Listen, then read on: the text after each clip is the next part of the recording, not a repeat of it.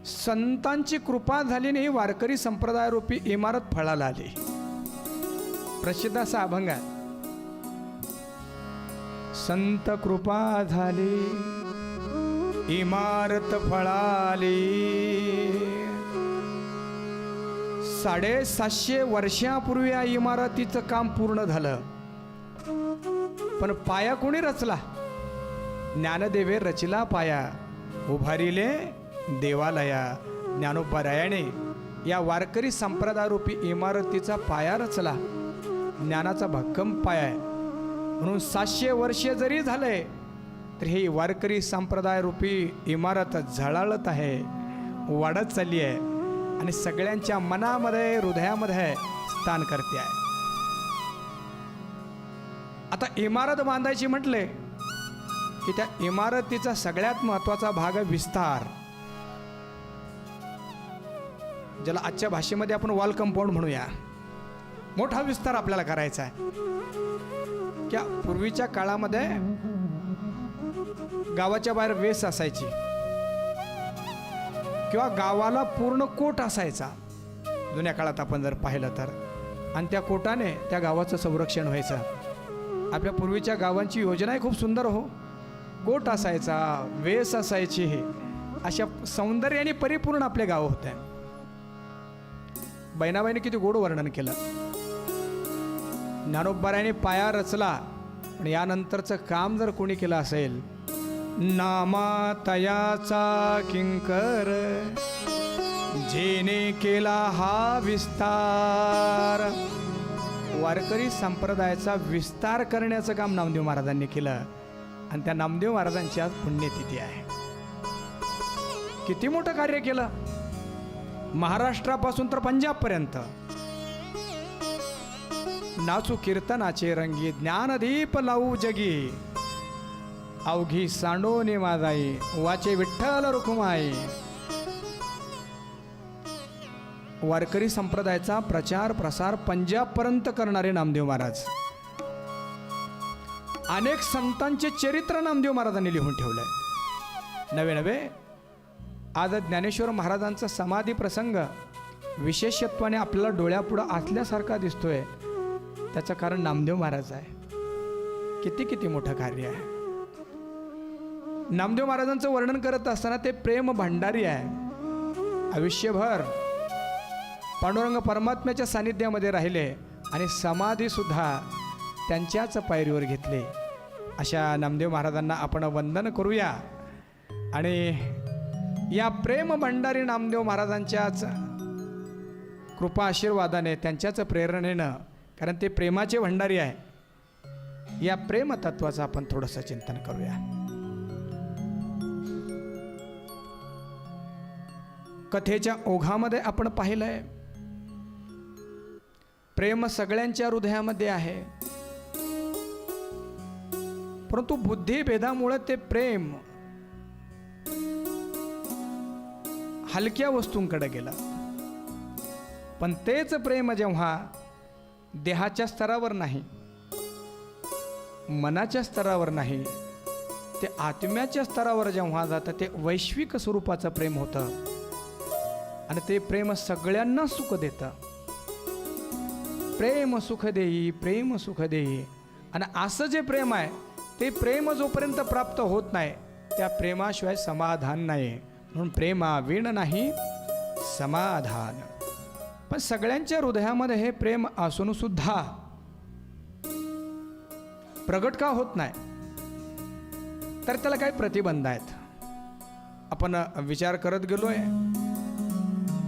आजच्या कथेमध्ये आपल्याला प्रतिबंध तर पाहिजे आहेत, पण प्रतिबंधाच्या बरोबर हृदयामध्ये प्रेम वाढेल कसं त्याचे साधनं सुद्धा पाहिजेत. खरं प्रतिबंध पाहत असताना दोन्ही कामं होणार आहे. आणि प्रतिबंध गेला म्हणजे साधन झालंच. अज्ञानाची निवृत्ती झाली की झाली, ज्ञान आपोआप होतं. त्याला ज्ञान वेगळं करावं लागत नाही. प्रतिबंध बाजूला झाला रे झाला, जे कार्य घडायचं ते आपोआप घडतं. ज्ञानेश्वर महाराजांनी किती छान दृष्टांत दिला 15व्या अध्यायामध्ये. ते म्हटले की पाणी आहे पण त्या पाण्यावर शेवाळ आहे. आणि शेवाळ असल्यामुळे ते पाणी काय पिता येईना. मग आता पाणी जर प्यायचं असेल तर काय करावं लागेल? शेवाळ बाजूला करावं लागेल. अरे शेवाळ बाजूला केल्यानंतर पाणी मिळवण्याची गरज आहे का? पाणी आहेच मुळामध्ये. तसे प्रतिबंध दूर झाले रे झाले, प्रेम आपोआप हृदयातून प्रगट होईल. म्हणून बाभुळीची सारावे हाते, तो पाणी तवासे येते, आब्रची जावे गगनते सिद्धची की. बाभुळे अर्थात शेवाळ बाजूला झाले रे झालं, पाणी आपोआप मिळतं. आणि आकाशामध्ये आलेले ढग म्हणजे पावसाळ्यातले नाही, पावसाळ्यातले हवे हवे वाटतात. उन्हाळ्यामध्ये हिवाळ्यामध्ये अवकाळ आले ढग निघून गेलं की आकाश तिथं आहेच आहे. तसं प्रेमामध्ये असलेले प्रतिबंध हे दूर झाले रे झाले, प्रेम आहेच तिथं. म्हणून प्रेमाचे प्रतिबंध घालवणं म्हणजे प्रेम वाढवणंच आहे. या प्रतिबंधामध्ये सगळ्यात पहिला प्रतिबंध आहे, आपण काल पाहिलं, अनृतता. अनृतता म्हणजे खोटारडेपणा. खोटा व्यक्ती प्रेम करू शकत नाही. प्रेम करण्यासाठी सुद्धा खरे पण लागतं. आपण पाहिलं की सर्व संतांनी जगावर प्रेम केलं, त्याचं कारण सत्य बोले मुखे आणि दुखवी अनेकाचे दुःखे. त्यांच्या मुखामध्ये सत्यता होते. प्रेमाचं प्रतिबंध पुढचा आहे अनृत्यता. अर्थात माणसाला थोडं मोकळं व्हायला पाहिजे, मोकळं होता यायला पाहिजे, लहान लेकरासारखं होता यायला पाहिजे. आजचा मनुष्य बांधल्यासारखा झाला हो. फोटोग्राफरला सुद्धा म्हणावं लागतं, भैया जी स्माईल प्लीज, जरा हसा. म्हणजे हा आपला अपमानाचं का नाही? म्हणजे एका फोटोग्राफरने आपल्याला सांगावं अरे हसा म्हणून, म्हणजे एवढं हसणं आपलं कठीण झालं. मनुष्य अरसिक झाला की त्याचं हसणं निघून जातं. म्हणून आपण कितीही मोठं जरी झालं तर आपल्यातलं एक बालक कायम जिवंत असायला राहिलं पाहिजे. म्हणून माणूस जसा जसा नृत्यापासून सहजतेपासून दूर दूर जातो, तेवढा तो प्रेमापासून दूर जातो. म्हणून ज्याच्या जीवनामध्ये नृत्य आहे त्याच्या जीवनामध्ये प्रेम निर्माण होतं. म्हणून तर बघा ना, वारकरी जेव्हा निघालेत, पंढरपूरला वारकरी जेव्हा निघालेत तेव्हा कशी निघालेत आणि पंढरपूरला गेलेत तेव्हाही कसे वावरलेत, वर्णन करतात की नाही संत? तुकाराम महाराज वर्णन करतात. खेळ मांडीला वाळवंटी घाई, नाचती वैष्णव भाई रे. क्रोध अभिमान केला पावटणी. आहा, इथलं नाचणं काय आहे? इथलं नाचणं नुसतं नाचणं नाही, काम क्रोधाला पायाखाली तुडवणं आहे, अभिमानाला पायाखाली तुडवणं आहे. एक एका लागतील पायी रे, खेळ मांडियेला वाळवंटी घाई, नाचती वैष्णव भाई रे. म्हणून माणूस जेवढा जेवढा अहंकारी होत जाईल तेवढा तेवढा तो हालत नाही, डुलत नाही. माझ्याकडं कोणी पाहत नाही तुझ्याकडं. म्हणून नृत्य निघून गेलं की प्रेमापासून दूर दूर दूर व्यक्ती जातो. बघा ना, एक 300-400 वर्षापूर्वी राजस्थान प्रांतामध्ये एक राजघराण्यामध्ये एक स्त्री झाली. आजही आपण राजस्थानमध्ये गेलो तर किती मर्यादा आहे. आजही तर स्त्रिया असा मोठा पडदा घेऊन राहतात, इतकी अमर्यादा आहे. पण त्या राजस्थान प्रांतामध्ये भगवंताचं प्रेम असलेली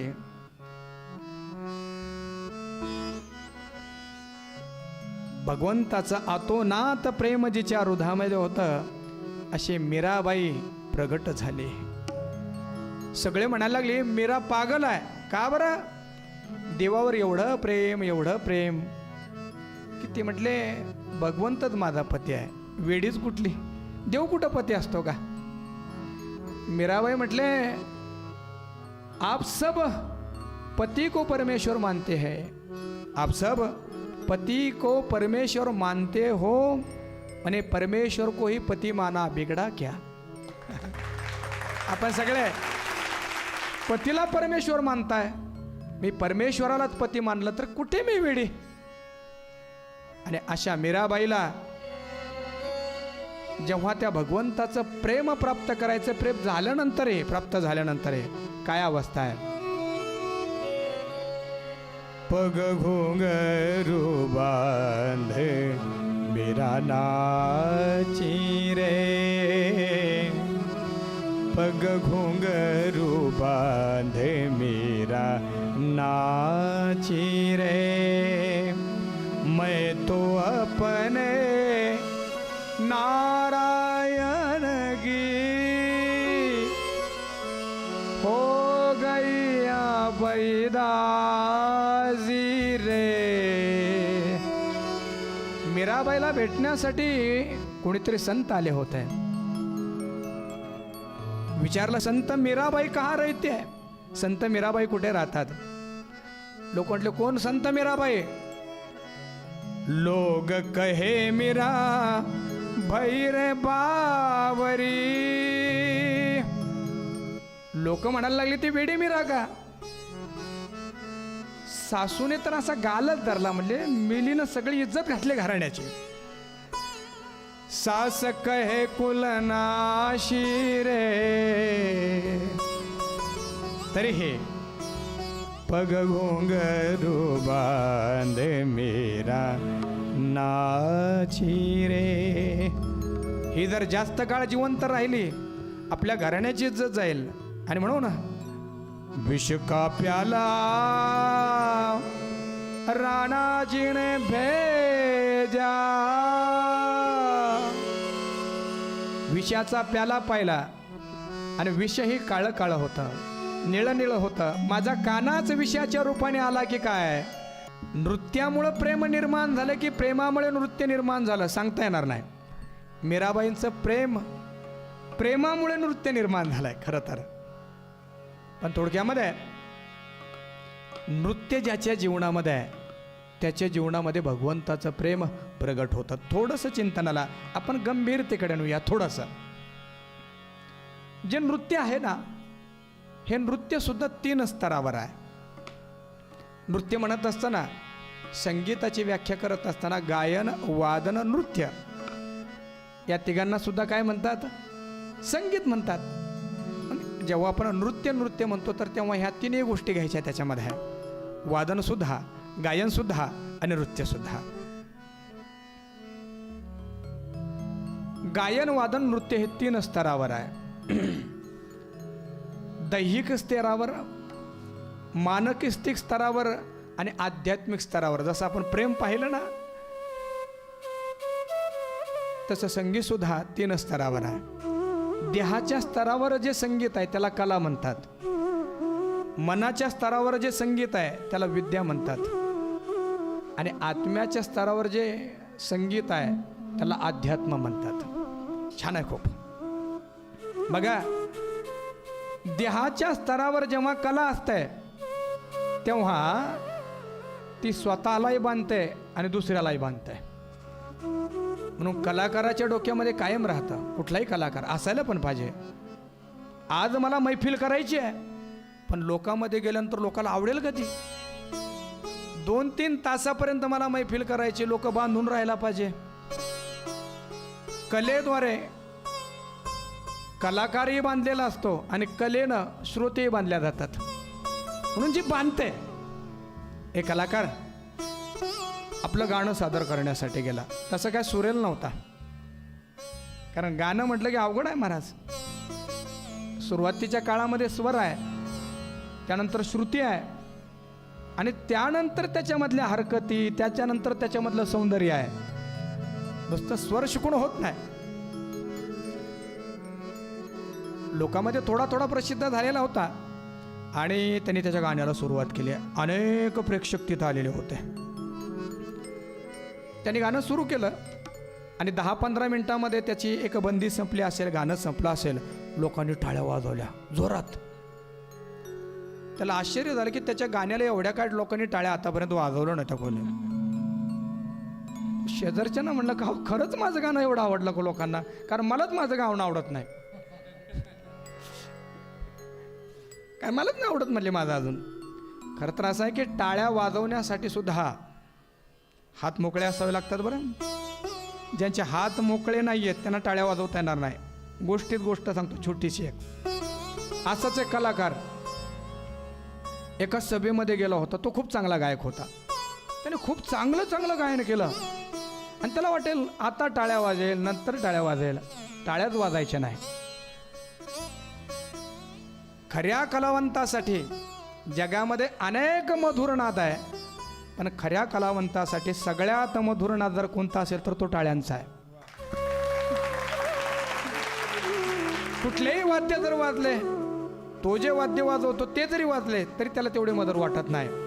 पण त्याच्या कलेला जर दाद कुणी दिली आणि त्या ज्या डाळ्या वाजतात ना, त्याच्यामध्ये जी मधुरता असते एका कलावंतासाठी, त्याच्यापेक्षा कुठलाच मधुर नाद नसतो. पण आपली रसिकता आपण दाखवायला पाहिजे. जिथे जाऊ तिथं रसिकता दाखवायला पाहिजे. माणसं पुढं बसलेले होते, खुर्च्यावर बसलेले होते, सगळे कोट घालून बसलेले होते जवळपास. कोणी डाळ्या वाजवणार. आता दुसरा कलावंत आहे बरं, त्याने त्या आयोजकांना विचारलं का हो मी एवढं चांगलं जीवापासून गातोय, टाळ्या का वाजवत नाही लोक पुढचे. तेवढे इकडे काना सांगतो. हा सांगा. म्हणजे हे सगळे जे लोक बसलेत ना, हे सगळे पॉकेट मार आहेत आणि त्याच्यामुळे प्रत्येकाचा हात दुसऱ्याच्या खिशात आहे. त्यामुळे टाळ्या वाजवण्यासाठी हात मोकळे पाहिजे ना. म्हणून ज्याचे हात दुसऱ्याच्याच खिशात आहे कायम, हा त्याला काय येतं, हा त्याला तर पाहिलंय मी. असं इतरांच्या खिशामध्येच कायम ज्यांचे हात आहे ते टाळ्या वाजवू शकणार नाही. टाळ्या वाजवण्यासाठी सुद्धा हात मोकळे असावे लागतात. आणि मला असं वाटतं की हात मोकळा असण्यापेक्षा मन मोकळं असावं लागतं. मन मोकळे असेल की हात मोकळे होतात आणि मग टाळ्या वाजवतात. याचं भाग्य मात्र काही नवोदित कलावंत होता, पण कडकड कडकड टाळ्या वाजायच्या. बरं त्यांनी गाणं सुरू केलं, पहिला स्वर लावला तरी कडकड कडकड कड. तोंडलं गाव एवढं काय, एवढे कशा लोक टाळ्या वाजवतात. त्याचा शेजारचा म्हटला तुम्ही जोपर्यंत स्वरात गाणार नाही तोपर्यंत टाळ्यात वाजवतील हे लोक. जोपर्यंत तुम्ही स्वरात गात नाही तोपर्यंत ह्या टाळ्या थांबणार नाही. जेव्हा तुम्ही स्वरात घाल तेव्हा माणसं टाळ्या बंद करतील. अर्थात कला जी आहे, कला ही स्वतःलाही बांधताय आणि दुसऱ्यालाही बांधताय. किती छान आहे आमचं अध्यात्म. ते सांगते की कलावंताने सुरुवात कलेपासून करावी, पण त्याची कला अध्यात्म व्हावी. आयुष्यभर जगाला बांधायचं आहे. आमच्या आळंदीमध्ये शब्दच आहे, वजन टाकायचं आहे. किती वजन टाकशील. खरं तर वजन कमी असावं माणसाचं. जिवंतपणे माणसं म्हणतात की खूपच वजन आहे, मेल्यानंतर 4 जण म्हणतात किती जाडा वज झालं. आणि जरा स्मशानभूमी लांब असेल तर मधून अजून प्रॉब्लेम मग, आणि शरीरासाठीही चांगलं नाही.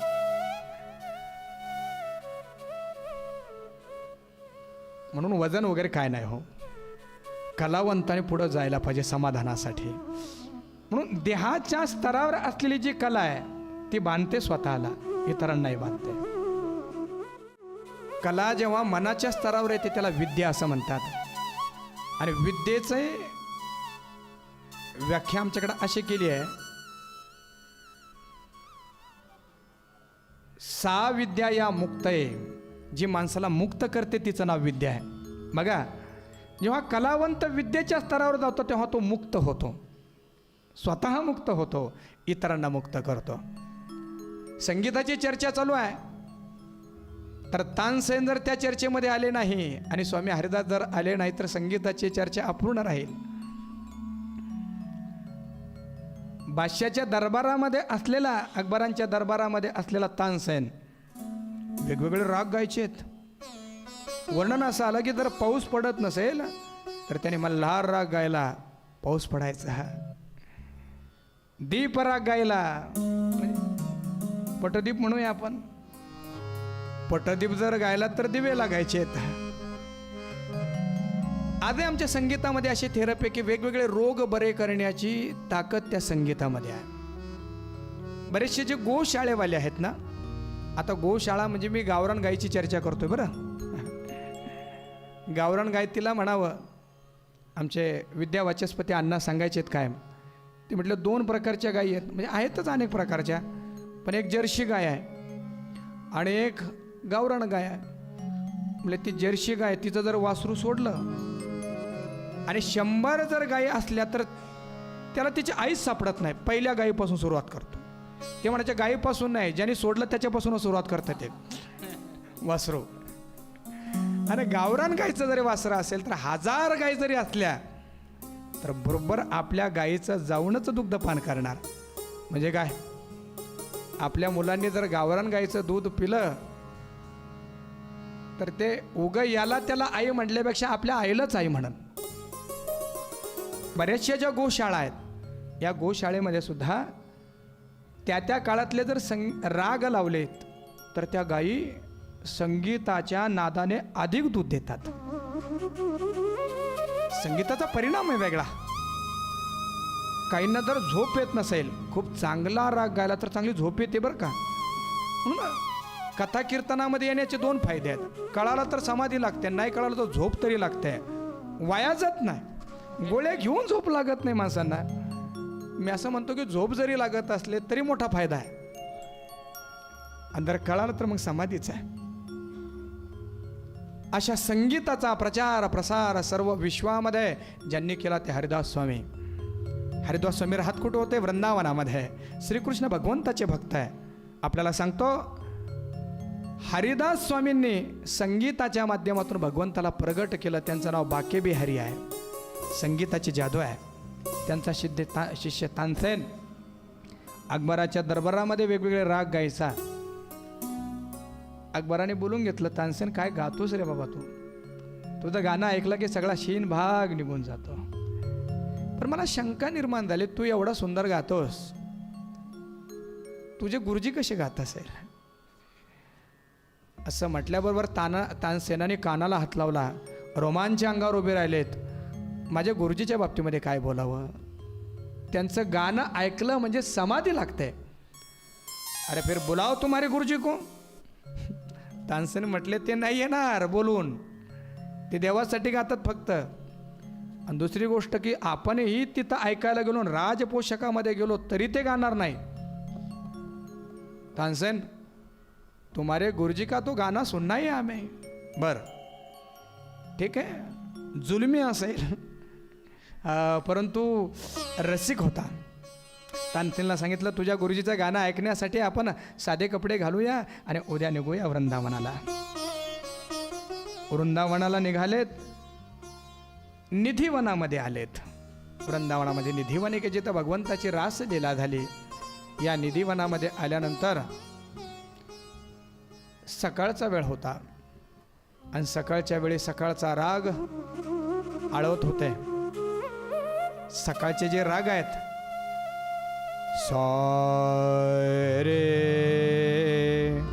ग ग म ध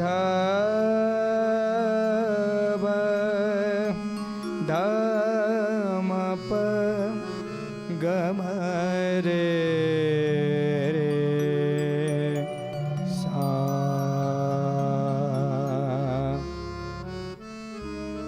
आणि मोहन प्याऱ्याला जागवत होते. मोहन प्यारे जागो.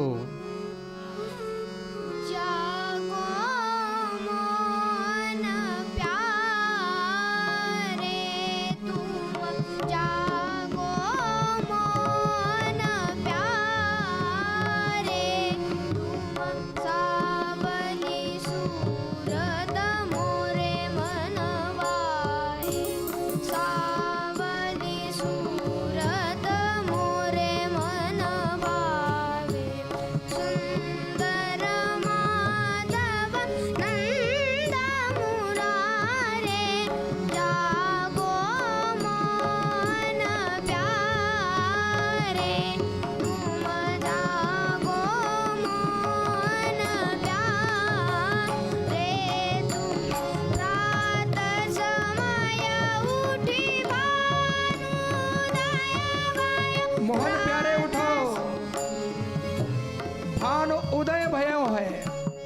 आपल्याकडे जसा काकडा म्हणावा तसा अरुणोदय झाला, उठा अरुणोदय झाला, तसं भानूचा उदय झाला. अनेक गोपाळ तुमच्या दर्शनासाठी तिष्ठत आहे. उठा, जागो जागो मन प्यारे तुम रात समय उठी भानु दयामय ग्वाल बाल सब उपदिडाणो दर्शन के सब हुए व्यास उठी उठी नंद किशोरा तुम जागो मोहन प्यारे तुम जागो मोहन प्यारे तुम जागो मोहन प्यारे, मोहन जागो मोहन. प्यारे आपल्या तंबोऱ्यावर हरिदासजी गाताय. सुंदर प्रकारचं ते गाणं ऐकल्यानंतर बादशाह एवढा मोहित झाला की त्याला उठाव वाटेना. साध्या कपड्यामध्ये त्या बादशाने हरिदासांचं दर्शन घेतलं. आणि जेव्हा परत ते आपल्या राजवाड्याकडे निघाले, आपल्या नगराकडे निघाले, तेव्हा अनेक वेळा त्या बादशाला त्या गाण्याची आठवण यावी आणि आठवणीने तो घोड्यावरून खाली पडावा. अरे काय गाणं. दुसऱ्या दिवशी जेव्हा तानसेन आला, त्या तानसेनजीला अकबर म्हणतोय, तानसेन तुम्हारा गाना अच्छा है बाळा बेटा, लेकिन भाई तुम्हारे गुरुजी का जो गाना है उसके लिए शब्द नहीं मेरे पास. ते म्हणले बादशाह साहेब एकच कारण आहे, माझं गाणं कला आहे आणि माझ्या गुरूंचं गाणं विद्या आहे. आणि साध्या भाषेत जर बोलायचं, माझं गाणं पोटासाठी आहे आणि माझ्या गुरूंचं गाणं देवासाठी आहे. ती शक्ती माझ्या गाण्यात कशी येणार? ती शक्ती माझ्या गाण्यात कशी येणार?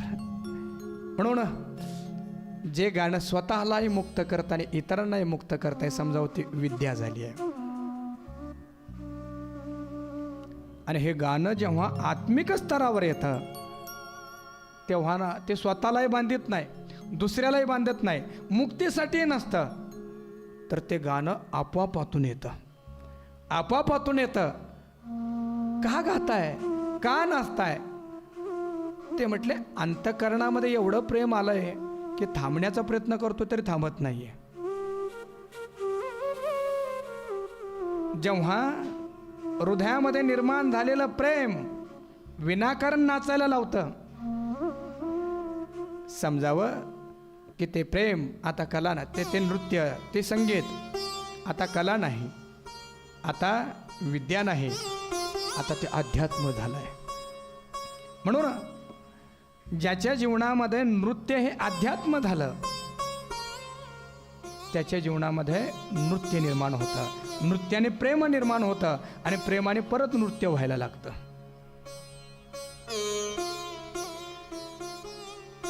दुसरा प्रतिबंध नसावा की अनृत्य नसावं. आहा, प्रेमाचा तिसरा प्रतिबंध आहे की जगाकडं पाहत असताना अनित्य भाव नसावा. आता हे थोडंसं समजून घ्या. मुळामध्ये आपल्याकडं असा विचार सांगितला, संतांनी पण सांगितला. काय सांगितलंय? नाशिवंत देह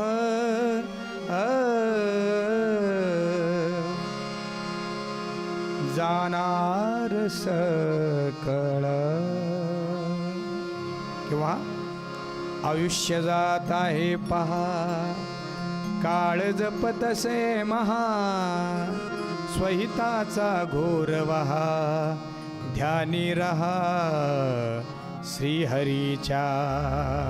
हे सगळं जग नश्वर आहे, हे सगळं जग अनित्य आहे, असं अध्यात्माने जरी सांगितलं असलं तरी ही भूमिका वेगळी आहे. ज्याला आपल्या जीवनामध्ये त्या सच्चिदानंद परब्रह्माला प्राप्त करून घ्यायचं आहे, त्याचं अपरोक्ष ज्ञान करून घ्यायचं आहे, त्याला या जगाकडं पाहत असताना हे जग अनित्य आहे असंच पाहावं लागेल. कारण जोपर्यंत या जगाला तो अनित्य म्हणणार नाही तोपर्यंत तो मुक्त होणार नाही. पण भक्ताची भूमिका वेगळी आहे. भक्ताची भूमिका मुक्त होण्याची नाही आहे. भक्ताची भूमिका परत परत परत जन्माला येऊन परत परत भगवंताची भक्ती करण्याची आहे. किंबहुना भक्तासाठी जग उरतच नाही. भक्तासाठी या जगाकडं पाहिलं तर ते परमात्म्याचंच रूप म्हणून भक्तासाठी हे सगळं जग राहतं. याला कसं पाहावं बरं, कसं बघावं?